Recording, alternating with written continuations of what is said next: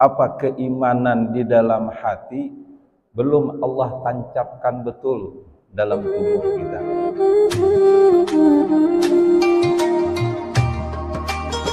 Bismillahirrahmanirrahim. Alhamdulillahi rabbil alamin. Wassalatu wassalamu ala asrafil anbiya'i wal mursalin wa ala alihi wa sahbihi rasulillahi ajma'in. Allahumma salli ala sayyidina Muhammad wa ala ali sayyidina Muhammad. Bersyukur kita kehadirat Allah Subhanahu wa taala. Alhamdulillah pada subuh ini kita dapat bersama-sama hadir di masjid kita ini melaksanakan salat subuh secara berjamaah.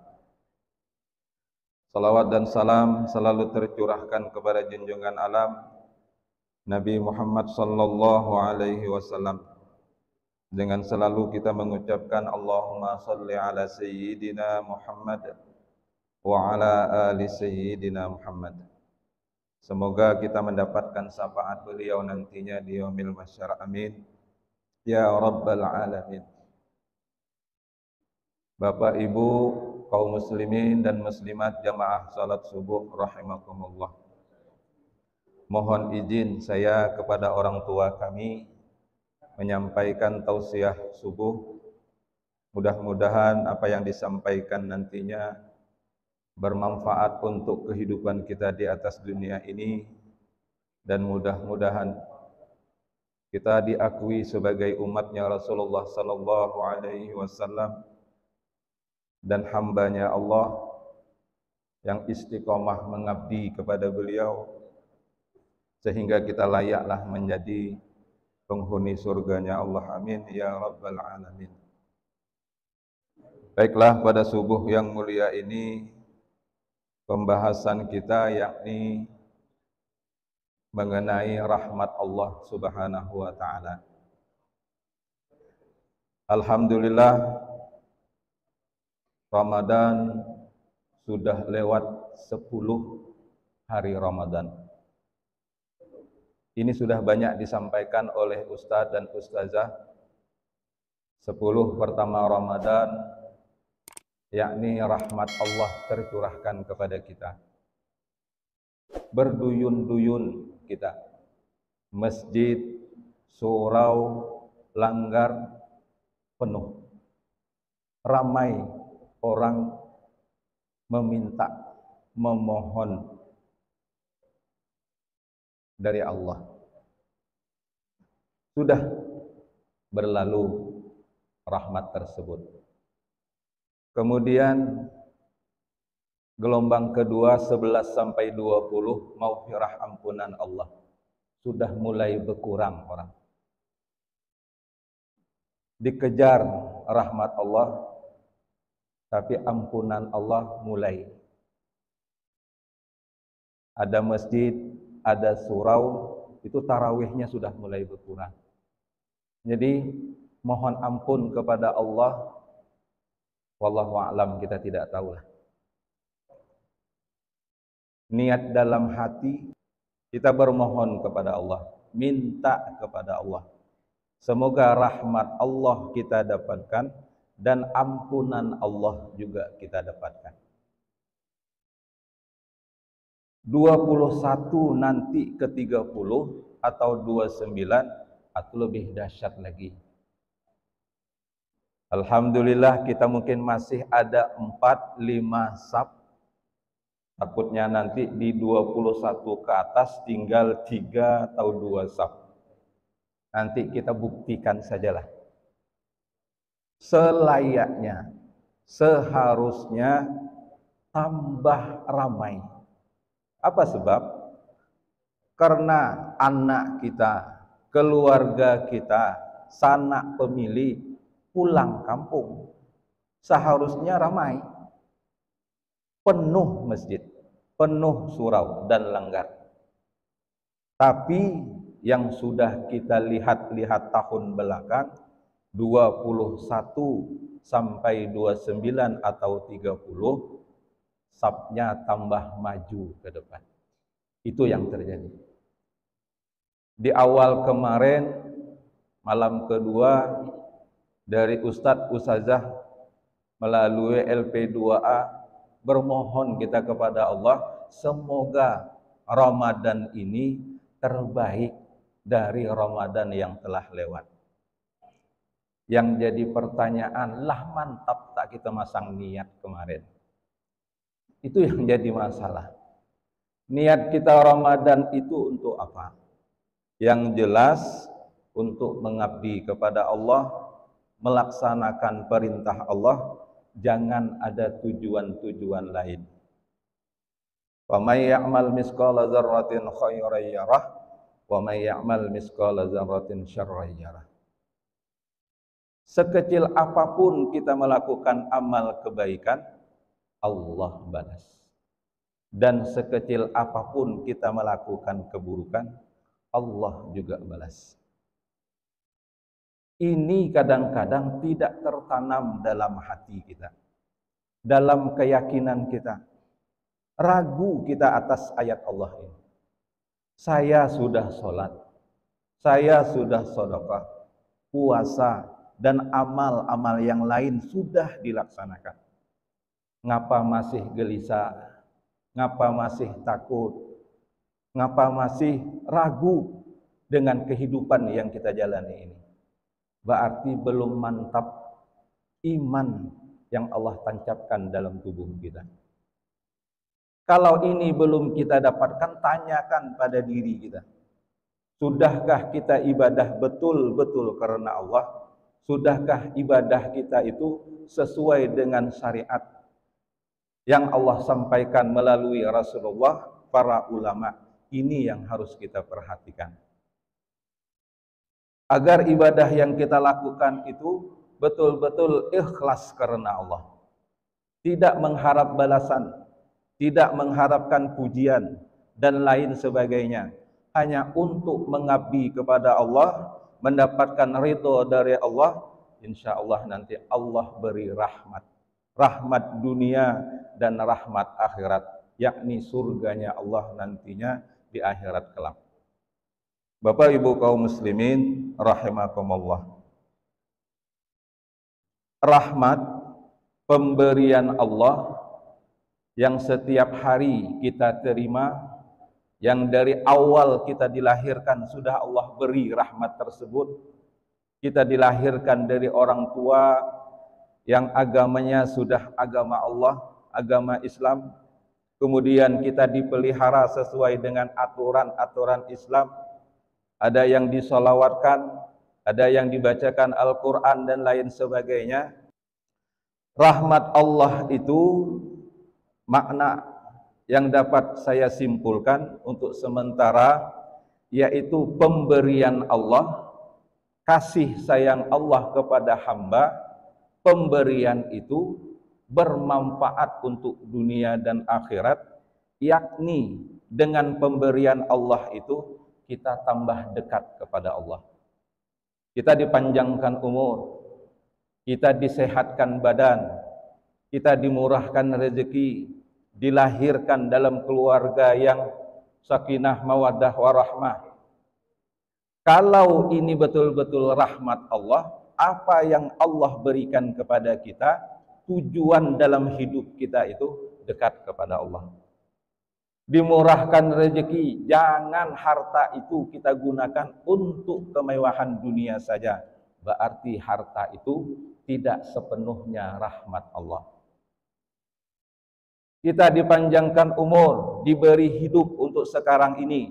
Kalau kita gunakan untuk dunia, kemewahan dunia, lupa untuk akhirat, berarti umur yang Allah beri belum tentu itu rahmat Allah. Dan lain sebagainya. Kalau ini bukan rahmat Allah, takut kita nanti untuk mendapatkan rahmat yang terakhir, surganya Allah. Alhamdulillah, rezeki kita dapatkan. Jangan sampai kalimat la ilaha illallah, asyhadu an la ilaha illallah, wa asyhadu anna Muhammad Rasulullah terhapus dalam hati kita, terhapus dalam ucapan kita. Sedih kita, takut kita nanti di alam akhirat.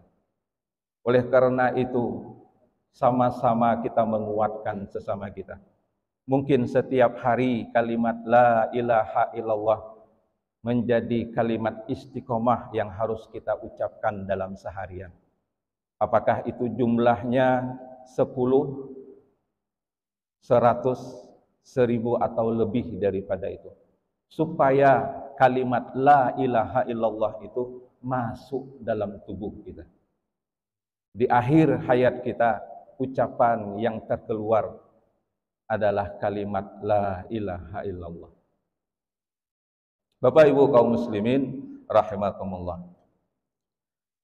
Kemudian mana rahmat itu selain dari yang saya sampaikan tadi, dalam Al-Qur'an para ulama memaknai rahmat itu adalah diberikannya jalan keluar bagi seorang hamba dalam persoalan hidup.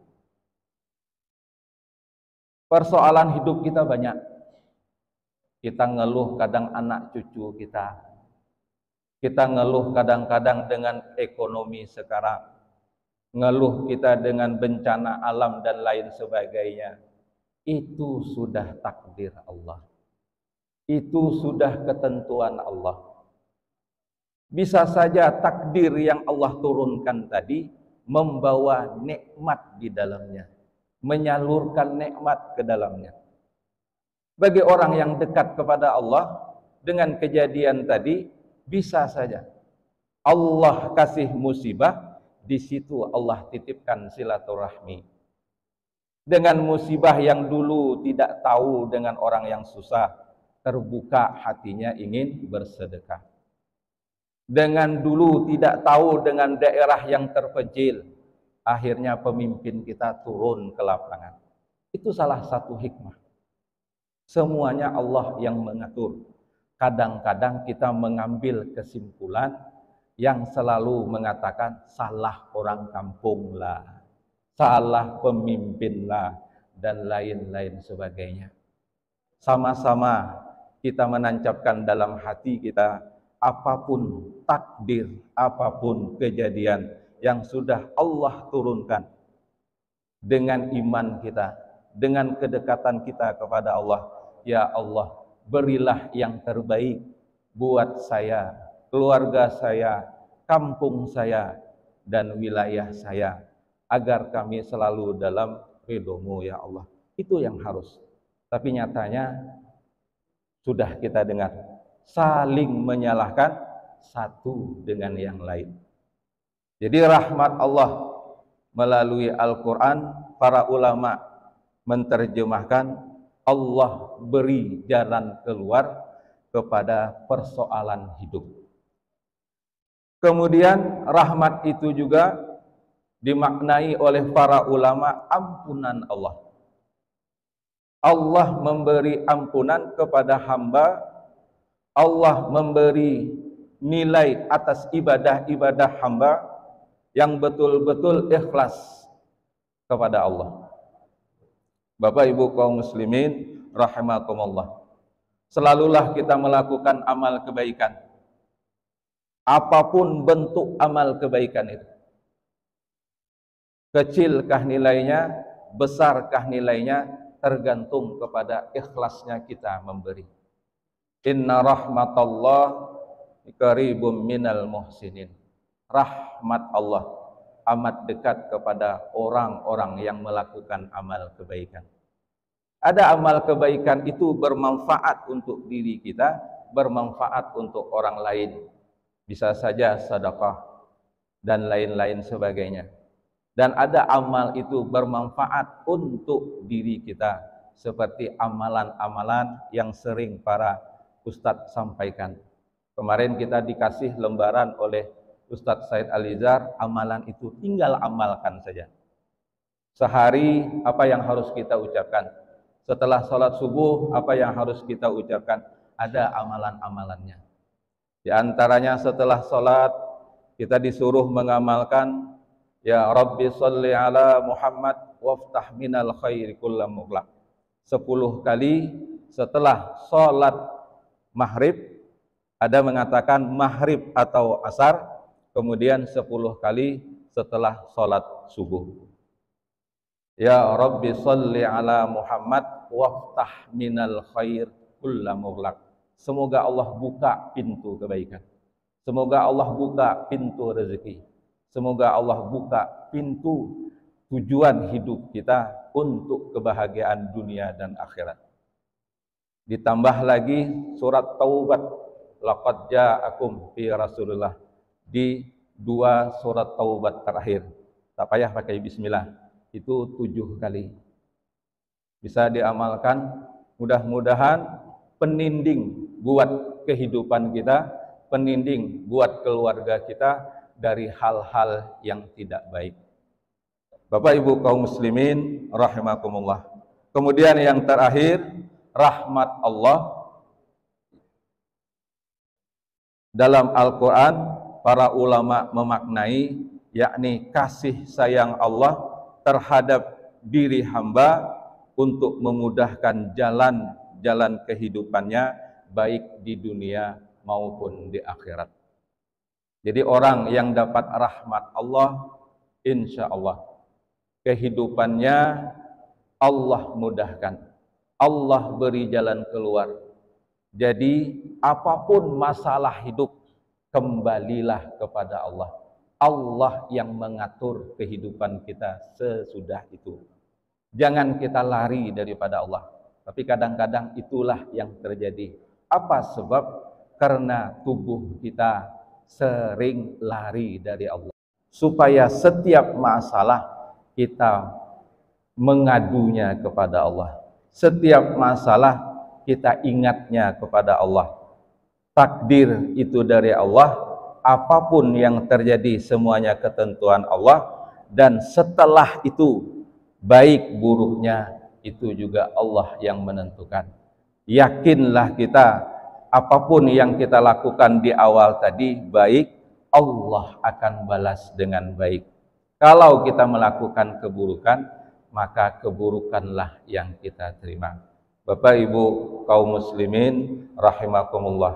Mudah-mudahan dengan selalunya kita zikir, dengan selalunya kita bersalawat buat baginda Rasul, kemudian seringnya membaca Al-Quran dan amal-amal kebaikan lain sebagainya, sedekah, membantu sesama yang lain, rahmat Allah selalu tercurahkan buat diri kita, keluarga kita, dan kampung kita ini.